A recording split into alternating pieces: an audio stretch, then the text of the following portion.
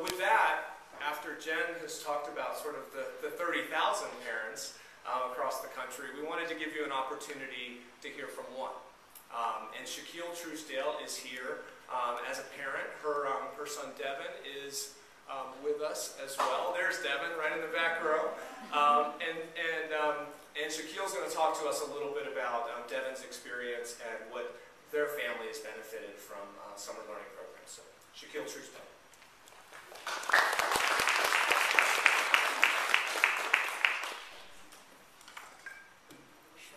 Good morning. As stated, my name is Shaquell Truesdale, and I'm truly honored to be here this morning to share with you my family's experience with summer learning. My husband and I have an 8-year-old son, Devon, as you've met, and he attends public school in Baltimore City. When he completed preschool and started kindergarten, we were so happy over no longer having to pay for daycare. The question that every parent asked never even came into our mind. But as the school year came to an end, it finally did. What are we going to do with the kids this summer? Every parent on the planet, except perhaps those who homeschool, ask themselves this question. With all of the advances of our modern society, the options for children in the summer are basically the same as they were when we were children. Either they stay home or they go to camp. Summer camps are great, but they can be costly, especially if you have multiple children. And with today's modern families, for economic reasons, neither staying at home nor visiting relatives for the summer is a viable option for many families. And even when it is an option, it's very challenging to find activities to keep homebound children busy for the entire summer. It's hard to find activities to keep them busy just for the weekend, let alone the entire summer.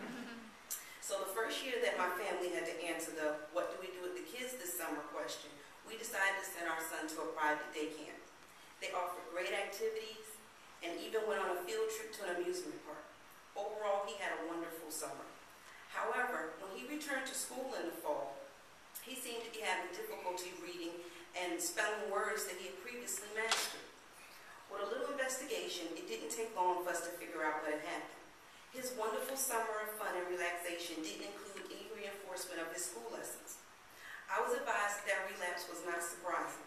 Teachers often spend the first month of the school year both teaching new information and refreshing the children's knowledge of the prior year's information.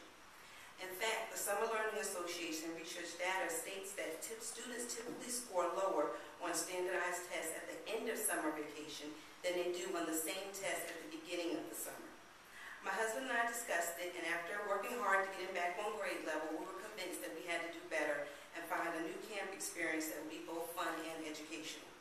So just when it was time for us to ask that question, I received a flyer from Super Kids Camp. It offered a 6-week program including reading enrichment, field trips, meals, and transportation for only $60. Now, I thought that was either a typo or some type of gimmick. So I went on the website and I researched some information, but that wasn't enough for me. So I ended up calling the office and I spoke with someone who just gave me so much information. I was so excited. So we went ahead and we enrolled our son. He had an amazing experience. It turns out that the Super Kids Camp is run by the Parks and People Foundation since 1997.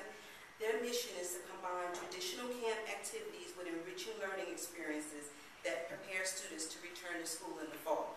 So it seemed as though our prayers had been answered. And we were not disappointed. The teachers were wonderful. Their enthusiasm really showed in their level of instruction. My son participated in the 100-book challenge, where the campers competed to read 100 books in 6 weeks. He was disappointed that he only read 60, but of course that was music to my ears. Eventually he perked up when he was allowed to choose 5 books to take home with him, so everything was okay. The class also memorized and performed a play complete with costumes at the end of the summer season.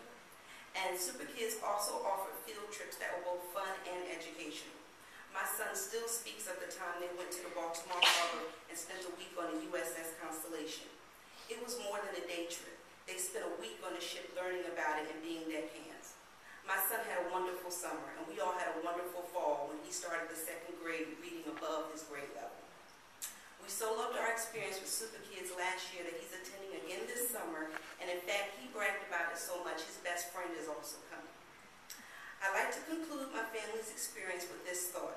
I've told you so many positive things, however,